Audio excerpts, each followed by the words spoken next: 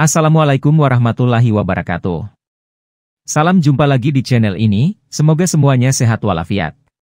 Ya, kasus penembakan pekerja migran Indonesia oleh aparat maritim negara tetangga, menjadi perbincangan hangat di jagat maya.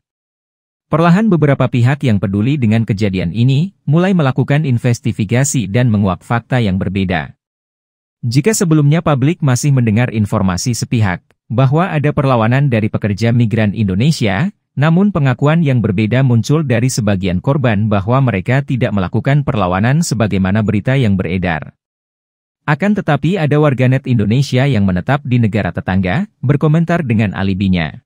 Penggunaan kekuatan berlebihan oleh otoritas. Wakil Menteri Perlindungan Tenaga Kerja Migran Indonesia Ibu Kristiani Aryani meminta kepada pihak kerajaan Malaysia untuk mengusut tuntas berita ini di mana 5 warga negara Indonesia yang seorang ditembak meninggal, 4 orang sedang dirawat Begini 5 orang ini diduga meninggalkan Malaysia ini secara ilegal Di mana kita tahu 2024 kerajaan Malaysia dah memberikan kesempatan kepada pekerja-pekerja ilegal Indonesia dan negara lainnya kembali ke negara asal dengan membayar kompaun 500. Tapi yang 5 orang ini mereka meninggalkan negara ini dengan cara tidak membayar kompaun Lalu ditangkaplah mereka Mereka melakukan perlawanan sehingga terjadilah penembakan itu. Jadi jangan katakan ini serangan Selidiki dulu berita ini Setiap negara mempunyai undang-undang, apalagi kalau ada penceroboh memasuki atau meninggalkan negara mereka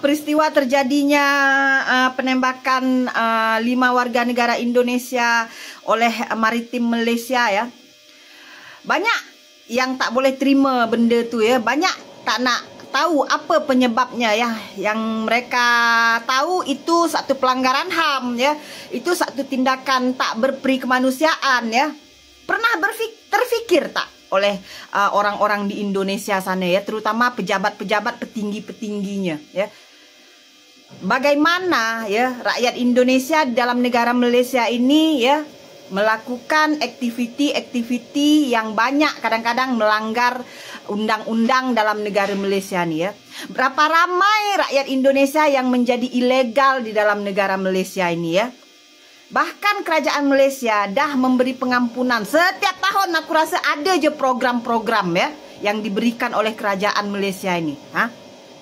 Tapi di saat terjadi seperti ini coba pernah fikir tak berapa ramai tekong-tekong Indonesia yang memulangkan rakyat Indonesia yang kosong di perairan Malaysia ditangkap, banyak juga yang digagalkan. Pernah ditembak tak? Tak pernah baru ini kali. Sebab apa? Ini kali dia orang dulu yang menyerang, melanggarkan botnya di malam hari itu.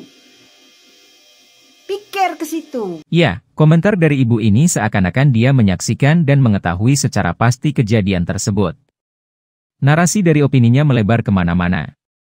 Duduk persoalannya lain, namun opininya ditarik-menarik dengan kejadian-kejadian berbeda yang tidak ada hubungannya secara kasuistis.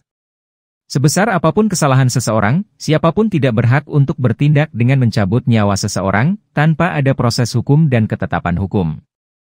Sehingga warganet Indonesia lainnya ikut bersuara atas kejadian ini. Assalamualaikum warahmatullahi wabarakatuh.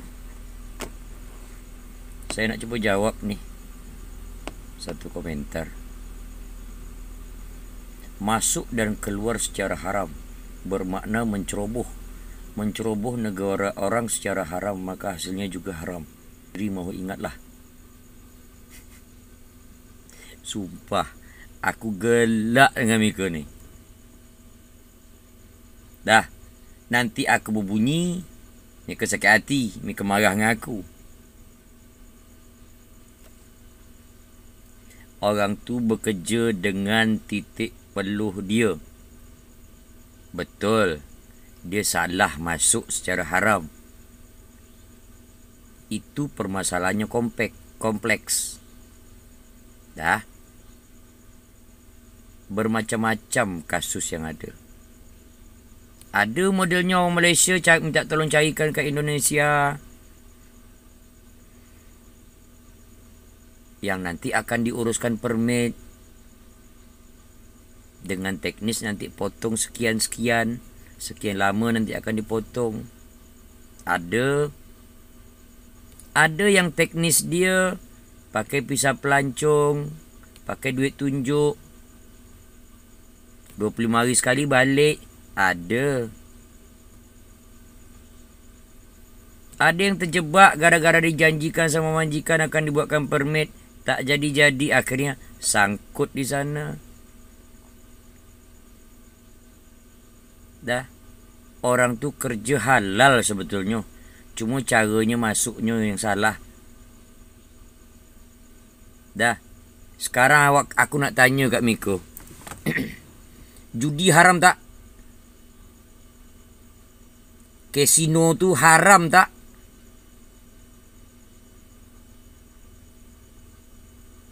Ya, awak kan cakap tu masuk menceroboh negara secara haram, maka hasilnya juga haram. Sekarang judi dan kasino tu haram tak? Tapi awak bangun negara pakai teks itu kan? Nanti dicakap orang, Mika marah. Makanya kadang lucu nengok Mika ni. Mika ni munafik. Berkata ini haram, sedangkan barang haram pun Mika kerjakan. Dah. Sekarang fikirkan. Dalam awak bersilat saja. Dah. Awak bersilat, senjata orang tu dah terketik, dah terbang senjata orang tu. Keris orang tu dah pergi. Awak lawan orang tu dengan tangan kosong ke, atau awak pakai keris ni kejar dia? Setahu saya selama saya belajar silat dulu, pakai senjata orang hilang, kita campakkan senjata kita, kosong awak main. Buka bunga tak pakai senjata.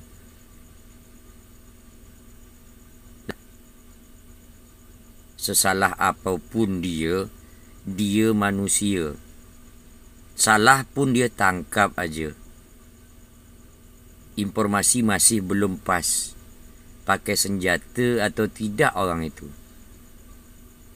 Dari investigasi yang ada, orang tu tak pakai senjata. Itu dah sangat salah dalam SOP. Menyerang warga sipil yang tidak bersenjata. Itu salah. Dah. Jangan cerita halal haram lah.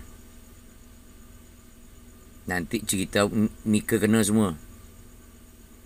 Dah. Jangan hanya pandai mengharamkan, tapi awak tak sedar barang haram tu pun Mika pakai. Okey? Salam akal sehat. Assalamualaikum warahmatullahi wabarakatuh. Ya, jauh sebelumnya pada video lain, kami pernah membahas bahwa persoalan pekerja migran ilegal ini tidak hanya kesalahan dari pihak pekerja itu semata, namun juga pada penerima dan pemberi kerja maupun jejaringnya. Dan hal ini yang perlu diusut tuntas dan ditindak tegas oleh aparat dua negara untuk memutuskan mata rantainya. Dan secara kasuistis, kita mengharapkan kepada pihak berwenang dari Indonesia dan Malaysia untuk mengusut secara komprehensif, adil, terbuka dan menindak tegas pelaku maupun jejaring dalam kejadian ini.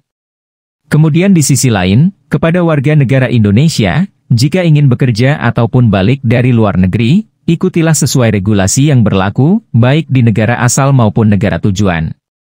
Sehingga di kemudian hari tidak menimbulkan persoalan, bahkan hingga harus mempertaruhkan nyawa. Oke, terima kasih sudah menonton video ini hingga usai.